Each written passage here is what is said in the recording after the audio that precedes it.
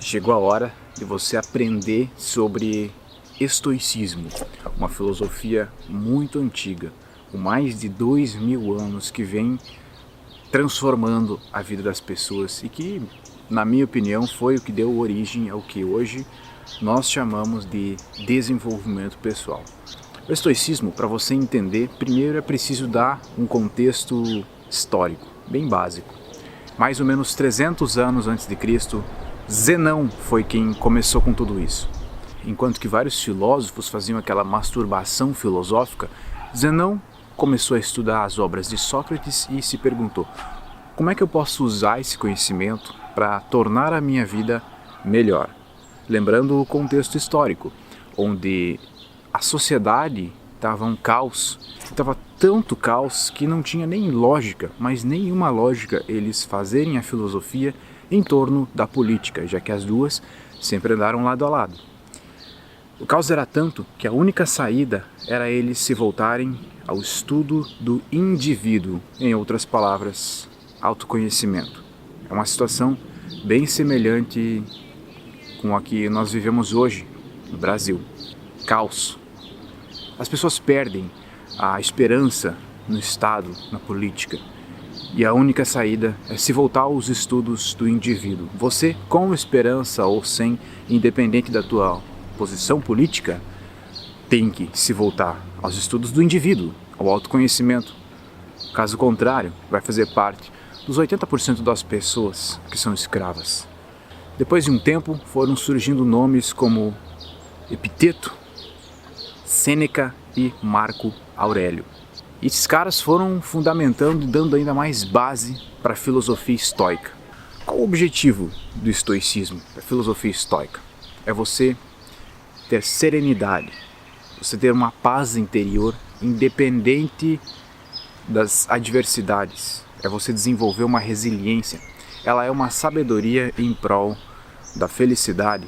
O estoicismo também prega uma coisa que eu acho muito interessante, que se chama integridade, ou seja, você não ser corrompido pelo meio. Mesmo que o meio em que você vive é um meio que é sujo, é um meio que é porco, você não vai ser corrompido por ele. Vou dar um exemplo, uma pessoa que tem uma classe social baixa e todos os amigos dele são drogados, são pessoas que vão degradar a vida dele ao longo do tempo, mas mesmo assim, ele é íntegro, ele acredita nos seus valores, ele criou valores e acredita nesses valores. E não pensa que pelo fato dele ser de classe social baixa, ele tem que passar o resto da vida na classe social baixa. Ele não dá tanto valor para aquilo que ele não pode controlar, o Estado, as leis, a política, e sim aquilo que está sob total controle dele. O indivíduo, as potências, as virtudes. É isso que o estoicismo prega, o desenvolvimento das virtudes. Mas a pergunta é como a gente consegue isso? Como, na verdade, a gente traz algo que está só na filosofia e traz para a vida real? Esse é o papel do desenvolvimento pessoal atual, esse é o papel dessa série que você está assistindo. Mas um dos princípios, o princípio que resume tudo, ele se chama agir de forma correta. E essa frase, se você tem um caderninho da sabedoria como eu, que no caso é a minha cola, anota: estoicismo igual agir de forma correta.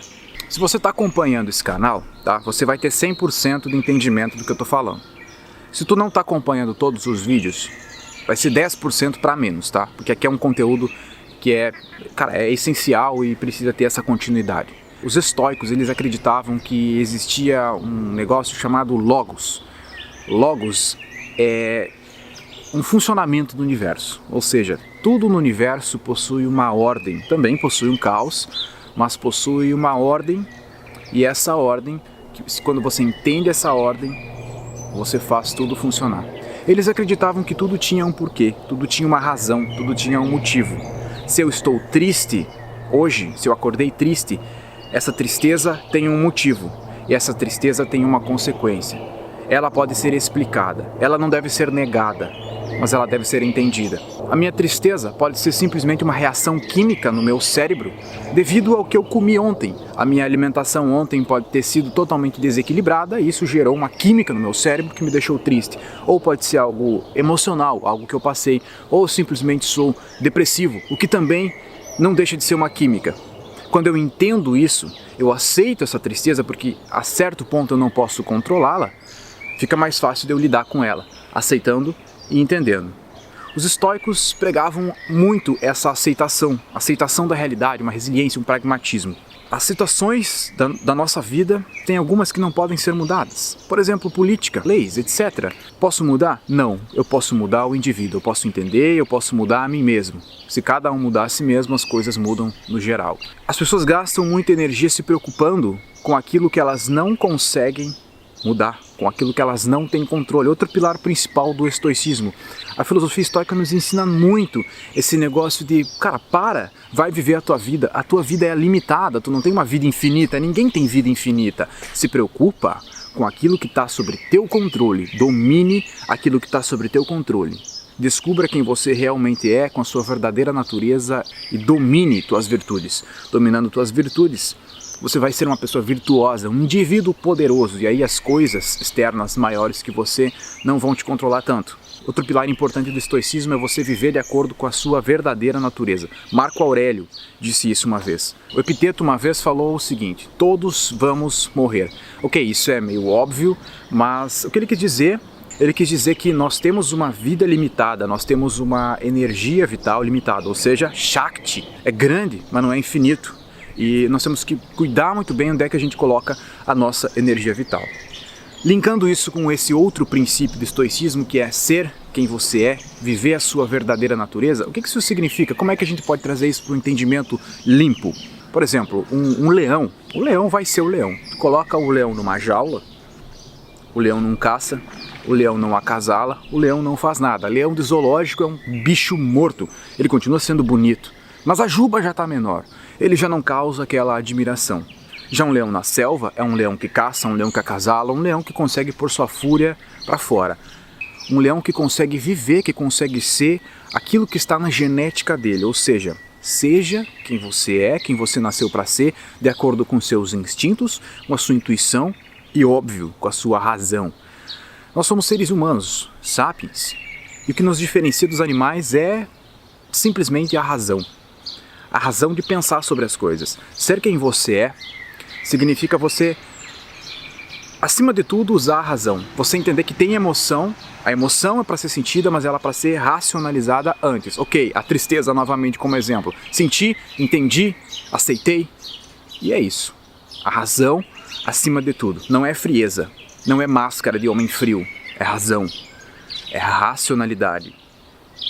É entender que eu também tenho intuição além da razão, algo que nem é emocional, mas também não é racional, é intuitivo, é o além, é o que me conecta com o divino. É eu não viver de mentira, é eu não viver de fantasia, não viver de máscaras, isso é ser quem eu realmente sou. E o Marco Aurélio nos diz o seguinte: não desperdice tempo de vida, seja virtuoso, porque as coisas maiores do que nós a gente não pode controlar. Nós perdemos tempo e energia nos frustrando e tentando controlar algo maior que nós. Claro que você vai se frustrar com a situação quando ela está ruim, mas você não pode controlar, você pode controlar a evolução do indivíduo. Lembrando que Marco Aurélio foi um imperador, né? Um cara extremamente de alto escalão.